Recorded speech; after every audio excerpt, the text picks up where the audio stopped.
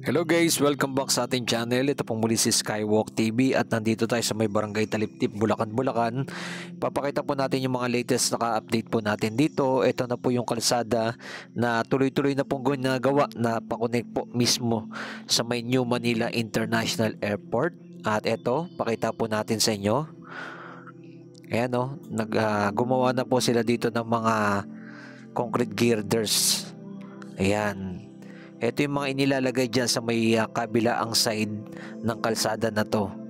At makikita nyo sa bandang unahan, meron po mga gumagawa dito. Ayan po sila. Pakita po natin sa inyo. Ayan o. Medyo marami-rami po na po ang kanilang mga nagagawa ng mga concrete girders dito. Ayan.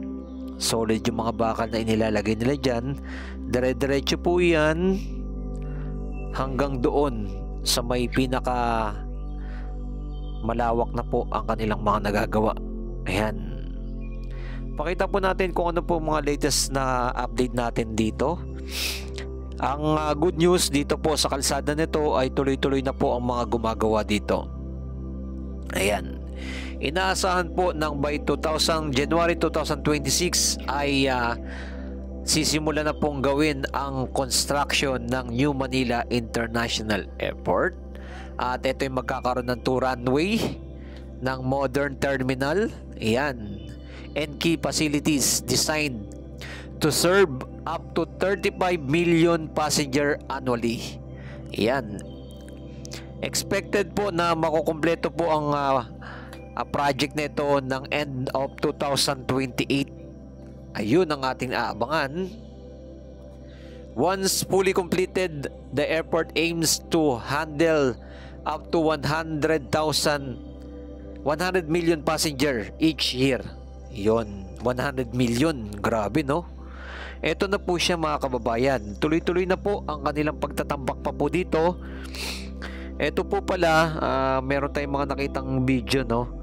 Na ang kanilang ginagawa na po pala, may mga area na doon sa may pinakadulo, tuloy-tuloy po yung pagtatambak ng pagpapataas ng lugar na to.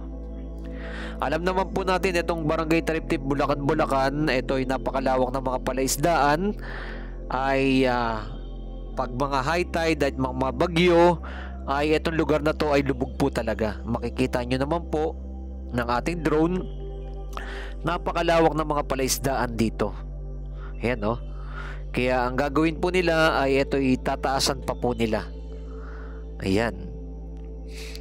Pero may nakikita na tayong mga tuyo ng mga bahagi. At ito, may mga tubig na mga na-stuck dito dahil pag umuulan ay ganun na nga po mangyayari, na-i-stuck ang mga tubig dito. Ayan, like and comment and share kung ano masasabi nyo po dito sa ating inaasahan na napalaking pagbabago dito po sa may Bulacan, Bulacan. Ayan. Ayan, like and comment and share na ating ipinapakita ng ating drone shot. Ayan, tuloy-tuloy po to, mga kababayan. Meron na po tayong mga unang video kung saan magsi-start, no, mula dyan sa may Road 10 at may dadaanan dyan papuntang Skyway na Botas at dito na nga po ay kukonek po dito. Sa mga hinaharap, ina-update rin po natin yung MRT 7. Yan. In the future ay ang MRT 7 ay dito rin po i-connect. Once na makomplete na po ito, magtutuloy-tuloy naman po ang MRT 7 mula dyan sa may EDSA hanggang San Jose del Monte, Bulacan, hanggang dito papunta sa Balagtas and kukonekta po dito. Yan ang ating naabangan. Pero dito sa area na to, tuloy-tuloy na po yung kanilang pagtatambak pa rin po ng mga buhangin. Yun po ang ating nakikita natin mga progress po dito, no? Doon sa may pinakadulo po sila. Dahil ito po ay sobrang layo, mga kababayan. Ito ay 2,500 hectares. Kaya hindi na po maabot ng ating drone yung pinakadulo. Kaya sinusum na lang po natin. Pinapakita po natin, no? Ayon nga po dito sa report, there are also proposal to extend the MRT 7 line currently under the construction between the Quezon City and San Jose del Monte in Bulacan, so that it could eventually connected to the Mia site. Ayun ang ating inaasahan. Yan, medyo matagal-tagal pa naman po, pero at least nakikita na po natin yung meron na po silang goal na kanilang gagawin po dito.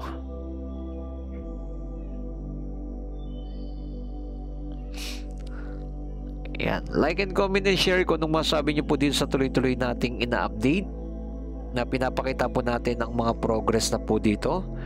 At yung kalsada rin po di yung tulay diyan po no, sa nagduduktong dito sa may Ubando at diyan sa may Bulacan ay ginagawa na rin po, ina-upgrade na rin po nila yan. Ayan,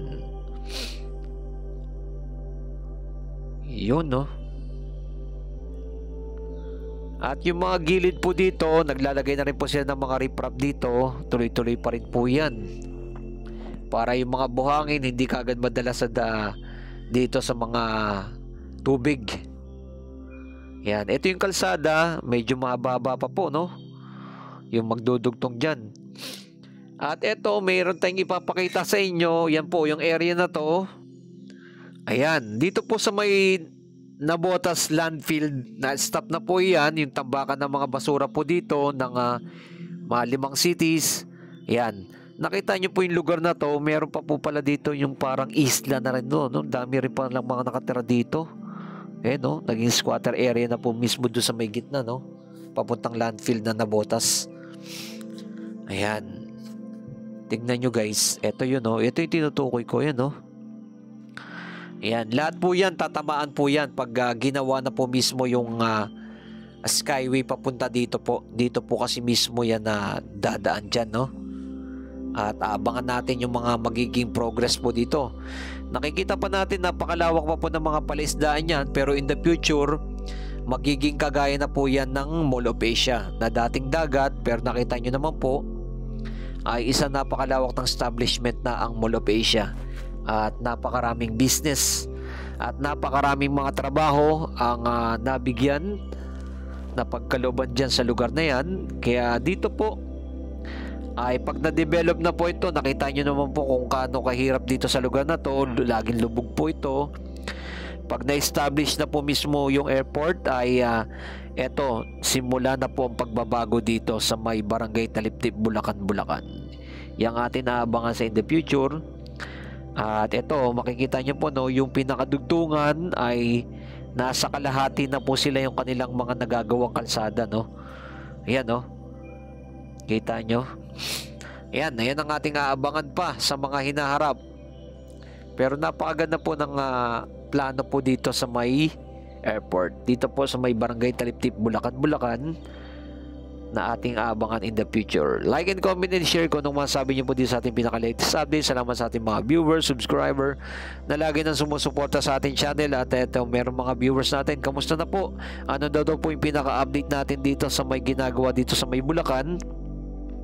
Ito na po yung pinaka-progress. Tuloy-tuloy na po yung mga kalsada na ginagawa na papunta doon sa may airport. Siyempre, yung mga heavy equipment na mga dadalhin ay kailangan ng kalsada. Yan ang kanilang plano dyan. At dyan sa may tulay, tuloy-tuloy na rin po yung ginagawa dyan. Kaya by 2026 makikita na po natin yung mga progress dito at aabangan po natin sa mga hinaharap. Maraming salamat sa ating mga viewers. Salamat sa ating mga lagi na sumusuporta sa ating channel. Ito yung ating pinaka-drone shot na ito sa may Barangay Taliptip, Bulacan, Bulacan. God bless po sa ating lahat dyan.